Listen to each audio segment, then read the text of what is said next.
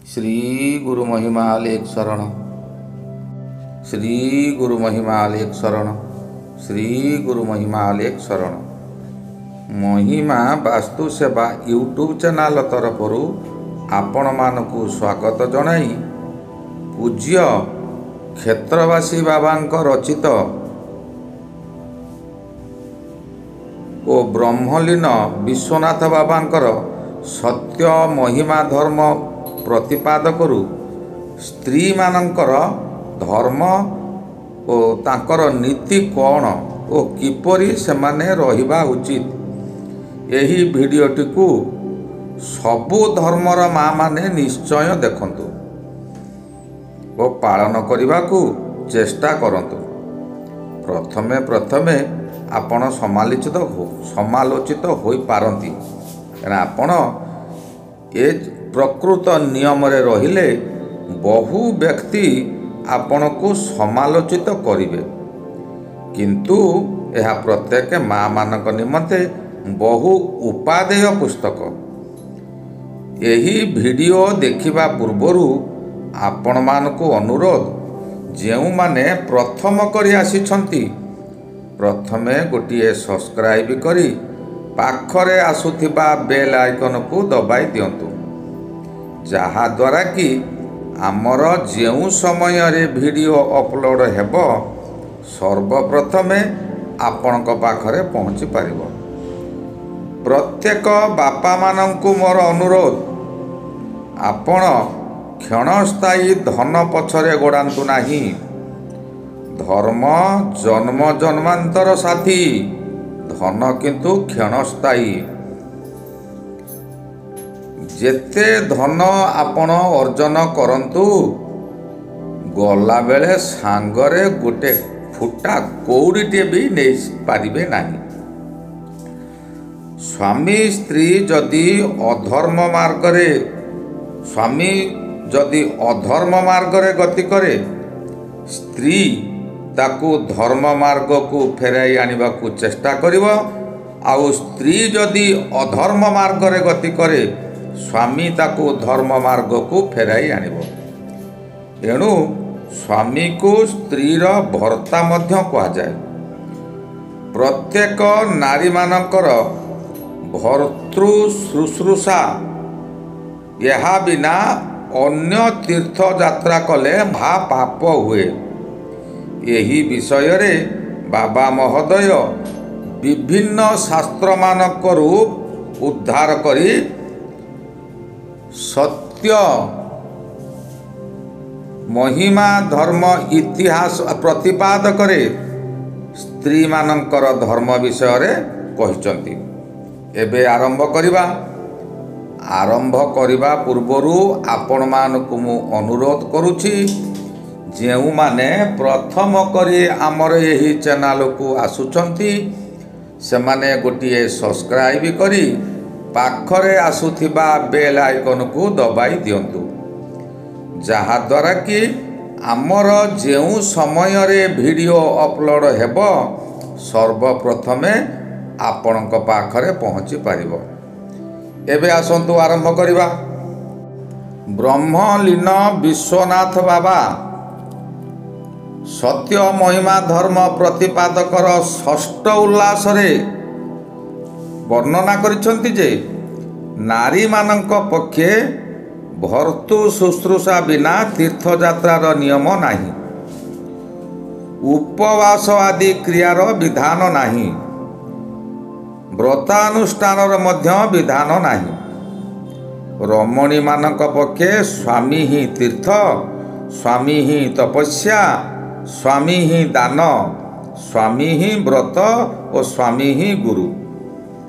अतएव नारीर कर्तव्य सर्वत्र भावे स्वामी को सेवा करिबो। वाक्य द्वारा और परिचर्या द्वारा सर्वदा स्वामी को प्रिय कार्य करिबा एवं सर्वदा पतिर आज्ञानुवर्तिनी होई पति को एवं पतिर बंधु बांधव मान को परितुष्ट करिबा। पति को केबे हेले क्रूर दृष्टि रे अवलोकन करिबो नाही, दुर्वाक्य शुणाइब नाही एवं ମନ ଦ୍ୱାରା ମଧ୍ୟ ସ୍ୱାମୀର ଅପ୍ରିୟ କାର୍ଯ୍ୟ କରିବ ନାହିଁ। ଯେଉଁ ରମଣୀ କାୟ ମନ ବାକ୍ୟରେ ପ୍ରିୟ କାର୍ଯ୍ୟାନୁଷ୍ଠାନମାନ ଦ୍ୱାରା ସର୍ବଦା ଭର୍ତ୍ତାକୁ ପରିତୁଷ୍ଟ କରେ ସେହି ନାରୀ ବ୍ରହ୍ମପଦ ଲାଭ ହୁଏ। ବିଷ୍ଣୁ ସଂହିତାରେ ଅଛି, ସ୍ତ୍ରୀ ଲୋକମାନଙ୍କର ପୃଥକ ଯଜ୍ଞ ବ୍ରତ ଏବଂ ଉପବାସ ନାହିଁ, କିନ୍ତୁ ପତିକୁ ଯେ ସେବା କରେ ସେଥି ନିମିତ୍ତ ହିଁ ସେ ସ୍ୱର୍ଗରେ ଆଦୃତା ହୁଏ। ଯେଉଁ ସ୍ତ୍ରୀ ପତି ଜୀବିତ ଥାଉଁ ଥାଉଁ ଉପବାସ ଓ ବ୍ରତାଚରଣ କରେ ସେ ସ୍ୱାମୀର ଆୟୁ ହରଣ କରେ ଓ ନରକକୁ ନିଜେ ମଧ୍ୟ ଗମନ କରେ। ଭର୍ତ୍ତାର ମୃତ୍ୟୁ ପରେ ବ୍ରହ୍ମଚର୍ଯ୍ୟ ଅବଲମ୍ବନୀ ସ୍ୱାଧୀ ସ୍ତ୍ରୀ ଅପୁତ୍ରିକ ହେଲେ ମଧ୍ୟ ବ୍ରହ୍ମଚାରୀମାନଙ୍କ ସଦୃଶ ସ୍ୱର୍ଗକୁ ଗମନ କରେ। ଅତ୍ରି ସଂହିତାରେ ଉଲ୍ଲେଖ ଅଛି, ଯେଉଁ ନାରୀ ସ୍ୱାମୀ ଜୀବିତ ଥାଉଁ ଥାଉଁ ଉପବାସ କରି ବ୍ରତ କରେ ସେ ସ୍ୱାମୀର ଆୟୁଷ ହରଣ କରେ ଓ ନରକକୁ ଗମନ କରେ। ମହାମନୁ ସଂହିତାରେ ଅଛି, ସୁମନା ସୁବ୍ରତ ଓ ପ୍ରିୟଦର୍ଶନା ନାରୀ ସ୍ୱାମୀର ବଶ୍ୟ ଭାବରେ ଦେବତୁଲ୍ୟ ସେବା ଶୁଶ୍ରୂଷାରେ ନିଯୁକ୍ତ ଥାନ୍ତି। ସେହି ମହା ଅନୁସଂହିତାରେ ଅଛି, ଯେଉଁ ଗୁଣସମ୍ପନ୍ନ ନାରୀ ଶାଶୁ ଓ ଶ୍ୱଶୁରଙ୍କର ପାଦ ସେବା କରେ ଏବଂ ପିତାମାତାଙ୍କୁ ନିତ୍ୟ ଭକ୍ତି କରେ ସେ ତପସ୍ୱିନୀ ନାରୀ ଅଟେ। ପୁନଶ୍ଚ ଯେଉଁ ସତୀ ସ୍ତ୍ରୀ ସ୍ୱାମୀ ପ୍ରତି ଭକ୍ତି କରେ ଏବଂ ସ୍ୱାମୀର ବ୍ରତ ଯାହାର ଏକମାତ୍ର ବ୍ରତ ତାହାର ସେହି ଭକ୍ତି ବ୍ରତ ହିଁ ତାହା ପକ୍ଷରେ ପୁଣ୍ୟ ତପସ୍ୟା ଓ ନିତ୍ୟ ସ୍ୱର୍ଗ। ଅପମାନ ଗୃହଛିଦ୍ର ଗୋପନ ରଖିବା ନିମିତ୍ତ ଯାହା ବୋଲାଯାଏ ଏବଂ ଯାହା କିଛି ଭର୍ତ୍ତାର ଗ୍ଲାନି କର ତାହା ଅତି ଯତ୍ନରେ ଗୋପନ କରିବା କଥା। ଗୃହର କୌଣସି ବିଷୟ ବାହାରେ ପ୍ରକାଶ କରିବା ଅନୁଚିତ। ମହାନିର୍ବାଣରେ ଉଲ୍ଲେଖ ଅଛି, ସ୍ୱାମୀ ଧନରେ ନିର୍ଲୋଭ ହେବ, ସ୍ୱାମୀର ଧନ ଉପରେ କେବେ ଲୋଭ ରଖିବ ନାହିଁ ଏବଂ ନିୟତ ସ୍ୱାମୀଙ୍କର ହିତରେ ରତ ଥିବ। ତାହାଙ୍କ ସନ୍ନିଧାନରେ ଅସନ୍ତୋଷ କ୍ରୀଡ଼ା ଓ ହାସ୍ୟ ପରିତ୍ୟାଗ କରିବ। ମହିମା ଧର୍ମର ଉପଦେଶ ଏହି ଯେ ପୁରୁଷ ଯେପରି ସ୍ତ୍ରୀକୁ ଧର୍ମରେ ଦୀକ୍ଷିତ କରାଇବ ତଦ୍ରୂପ ଏହି ଧର୍ମରେ ଦୀକ୍ଷିତ ସ୍ତ୍ରୀ ଯଦି ନିଜ ସ୍ୱାମୀ ଅଭକ୍ତ ଥାଏ ତାହେଲେ ସର୍ବଦା ତାକୁ ସ୍ୱଶିକ୍ଷାରେ ପ୍ରବର୍ତ୍ତାଇ ସତ୍ୟ ଧର୍ମ ମାର୍ଗକୁ ଆଣିବ, ନିଜେ କଦାପି ବିଚଳିତ ହେବ ନାହିଁ। ସ୍ତ୍ରୀମାନଙ୍କର ଧର୍ମ କୁହାଗଲା। ପୁନଶ୍ଚ ମାନବ ଅବିଚଳିତ ଭାବରେ ସେହି ଅବ୍ୟକ୍ତ ପରମବ୍ରହ୍ମ ପରମେଶ୍ୱରଙ୍କର ଅଭୟ ପଦରେ ଭକ୍ତି କଲେ ସଂସାର ଦୁଃଖରୁ ନିଷ୍କୃତି ଲାଭ କରିବ। ଆଜିକାଲିର ନାରୀମାନଙ୍କ ପରି କେବେ ହେବ ନାହିଁ। ଏବେ ଦେଖନ୍ତୁ ସୋସିଆଲ ମିଡ଼ିଆରେ ବିଭିନ୍ନ ନାରୀମାନେ ନଗ୍ନତା ପ୍ରଦର୍ଶନ କରୁଛନ୍ତି। ପୂର୍ବରୁ ମୁନି ଋଷିମାନେ ଓ ମାଳିକାରମାନେ ମଧ୍ୟ ବର୍ଣ୍ଣନା କରିଥିଲେ।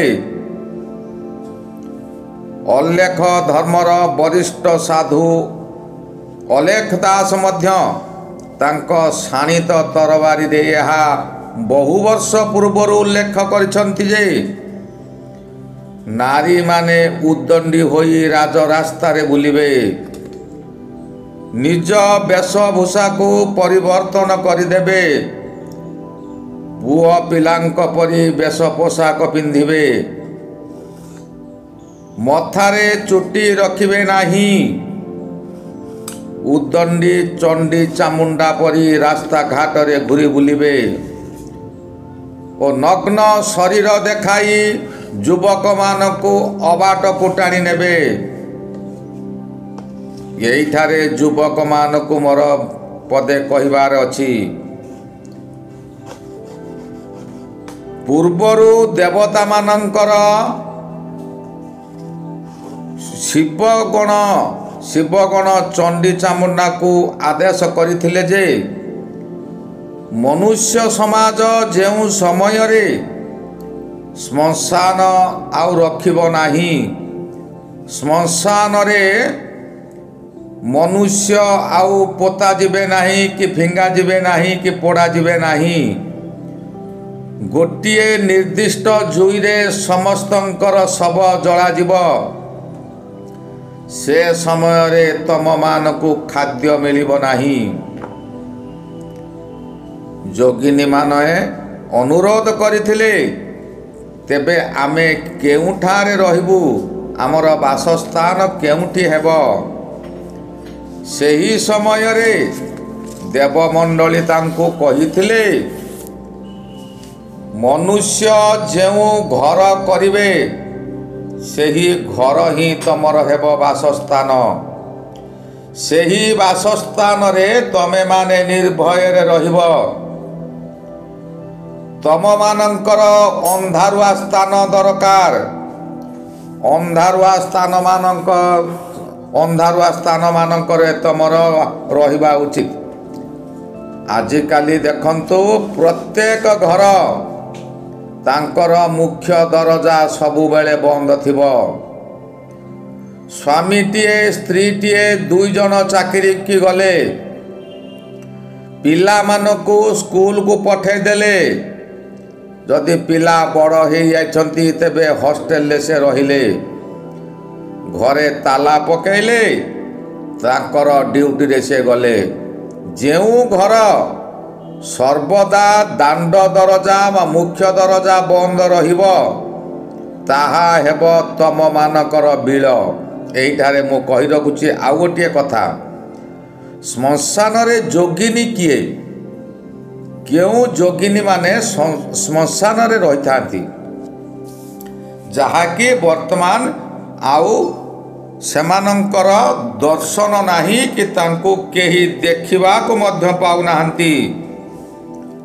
ସେହି ଯୋଗିନୀ ହେଲେ ଶୃଗାଳଗଣ। ସର୍ବଦା ଦିବସରେ ଗୋଟିଏ ଗାତ ଭିତରେ ରହିଥିବେ। ସନ୍ଧ୍ୟା ହେଲେ ବାହାରକୁ ବାହାରନ୍ତି ଓ ଖାଦ୍ୟ ଅନ୍ୱେଷଣ କରନ୍ତି।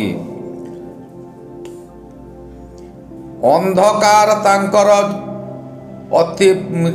ଅତି ଭଲ ସ୍ଥାନ।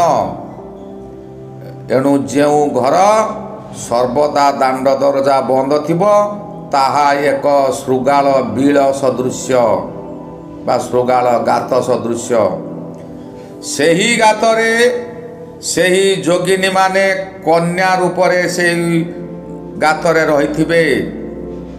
ସନ୍ଧ୍ୟା ହେଲେ ବେଶଭୂଷା ହେଇ ଅର୍ଦ୍ଧଲଗ୍ନ ରୂପ ନେଇ ବାହାରକୁ ବାହାରିବେ ଓ ଯୁବକମାନଙ୍କୁ ଆକର୍ଷିତ କରି ତାଙ୍କୁ ଅବାଟକୁ ନେଇଯିବେ। ନିଜର ସ୍ୱାର୍ଥ ହାସଲ ସକାଶେ ଯାହା ବି କିଛି ସେ କରିଦେଇ ପାରନ୍ତି। ତେଣୁ ସେହି ଯୋଗିନୀମାନଙ୍କୁ ସର୍ବଦା ସାବଧାନ ରୁହନ୍ତୁ। ଆହୁରି ମଧ୍ୟ କହିଥିଲେ ଯେ ଯେଉଁ ସମୟରେ ନାରୀମାନେ ହସ୍ତରେ ଚୁଡ଼ି ପିନ୍ଧିବେ ନାହିଁ, ମଥାରେ ସିନ୍ଦୁର ପିନ୍ଧିବେ ନାହିଁ। ଶାଢ଼ୀ ହେଉଛି ନାରୀମାନଙ୍କର ଲଜ୍ଜା ରକ୍ଷଣ। ନାରୀମାନେ ଶାଢ଼ୀ ମଧ୍ୟ ପିନ୍ଧିବେ ନାହିଁ। ଟାଇଟ୍ ଡ୍ରେସ୍ ପିନ୍ଧି ନିଜର ଅଙ୍ଗଭଙ୍ଗୀ ସବୁ ଦେଖାଇବେ। ସେହି ସମୟରେ ଯୁଗ ଶେଷ ହେବାର ମଧ୍ୟ ସମୟ। ଏହା ଏବେ ଆପଣମାନେ ଜାଣିପାରୁଥିବେ ଯେ ଏବେ ଏଇଠି କିଛି ଦିନ ହେଲା ସେହି ଉଦଣ୍ଡୀ ନାରୀଙ୍କ ବିଷୟରେ ସୋସିଆଲ ମିଡ଼ିଆ ଉଠୁଛି ପଡ଼ୁଛି। ଏହା ତ ଯୁଗ ଶେଷ ହେବାର ଲକ୍ଷଣ। ପୂର୍ବରୁ ମଧ୍ୟ ଏହି ଚ୍ୟାନେଲରେ ଆଗରୁ ମୁଁ ପ୍ରକାଶିତ କରିଥିଲି ଯେ 2024 ମସିହା ଏପ୍ରିଲ ମାସ ବେଳକୁ ଭୟଙ୍କର ସ୍ଥିତି ଉପୁଜିବ। ଗୁରୁକୃପା ୟୁଟ୍ୟୁବ ଚ୍ୟାନେଲରେ ମଧ୍ୟ କୁହାଯାଇଥିଲା ଯେ 2024 ମସିହା ଜାନୁଆରୀ 24 ତାରିଖ ଠାରୁ ପ୍ରତ୍ୟହ ଦୁର୍ଘଟଣା ମାନ ବୃଦ୍ଧି ପାଇବ। ଏବେ ଦେଖନ୍ତୁ ପ୍ରତ୍ୟେକ ଦିନ କିଛି ଦୁର୍ଘଟଣା ହେଉଛି ଯେଉଁଥିରେ କି ବହୁ ବ୍ୟକ୍ତି ମୃତ୍ୟୁବରଣ ମଧ୍ୟ କରୁଛନ୍ତି। ବାଣ ବିସ୍ଫୋରଣ ହେଲା, ଶହ ଶହ ଲୋକ ସେଠାରେ ଆହତ ହେଲେ, କିଛି ଲୋକ ତାଙ୍କ ମଧ୍ୟରୁ ମୃତ୍ୟୁବରଣ ମଧ୍ୟ କଲେ। ଏହିପରି ଭୟଙ୍କର ସ୍ଥିତି ଆସିବ। ଆପଣ ରାସ୍ତାରେ ଯାଉଥିବେ, ଆପଣ ମଧ୍ୟ ସୁରକ୍ଷିତ ନୁହନ୍ତି। ଏଇ 2-3 ଦିନ ତଳେ 2 ଗୋଟି ଟ୍ରକ୍ ରାସ୍ତା ଉପରେ ଛିଡ଼ା ହୋଇଥିଲା। ପଛରୁ ଗୋଟିଏ ଗାଡ଼ି ଆସିଲା, ସେ ଏପରି ସେ ଟ୍ରକକୁ ବାଡ଼େଇଲା, ଟ୍ରକ୍ ଚୁନା, ତା ସହିତ 4-5ଟି ମୋଟର ସାଇକେଲ ମଧ୍ୟ ଚୁନା ହେଇଗଲା। ଆପଣ ରାସ୍ତାରେ ଯିବା ସମୟରେ ମଧ୍ୟ ସୁରକ୍ଷିତ ନୁହନ୍ତି। ଜନ୍ମ ହେଇଛନ୍ତି ଦିନେ, ମୃତ୍ୟୁ ହେବ ଦିନେ, ଏହା ନିଶ୍ଚିନ୍ତ। କିନ୍ତୁ ଆମେ ଏପରି କର୍ମ କରିଥିବା ଯେ ଆମକୁ ପଛରେ ଲୋକ ଝୁରି ହେବେ। ଯେପରି ମହାତ୍ମା ଗାନ୍ଧୀ ଦେଶକୁ ସ୍ୱାଧୀନ ଦେଲେ, ସେ ଜାତିର ପିତା ହୋଇଗଲେ। ସବୁଦିନ ସକାଶେ ସେ ଅମର ହୋଇ ରହିଲେ। ଶାସ୍ତ୍ରରେ ଅଛି, ମର୍ତ୍ୟ ମଣ୍ଡଳେ ଜନ୍ମ ହୋଇ ଦେବତା ହେଲେ ହେଁ ମରଇ। କେହି ଚିରଜୀବନ ଲାଭ କରିବେ ନାହିଁ, କିନ୍ତୁ ଏହିପରି ତାଙ୍କର ନାମଟି ଅମର ରହିବ। ଆଜି ମୁଁ ଏଇଠାରେ ରହିଲି। ପରବର୍ତ୍ତୀ ଅଧ୍ୟାୟରେ ଏହି ପୁସ୍ତକରୁ ଅନ୍ୟ କିଛି ଉପାଦେୟ ତଥ୍ୟ ସଂଗ୍ରହ କରି ଆପଣଙ୍କ ପାଖରେ ଉପସ୍ଥାପନା କରିବି। ଶ୍ରୀ ଗୁରୁ ମହିମା ଆଲେଖ ଶରଣ, ଶ୍ରୀ ଗୁରୁ ମହିମା ଆଲେଖ ଶରଣ, ଶ୍ରୀ ଗୁରୁ ମହିମା ଆଲେଖ ଶରଣ ଶରଣ ଶରଣ।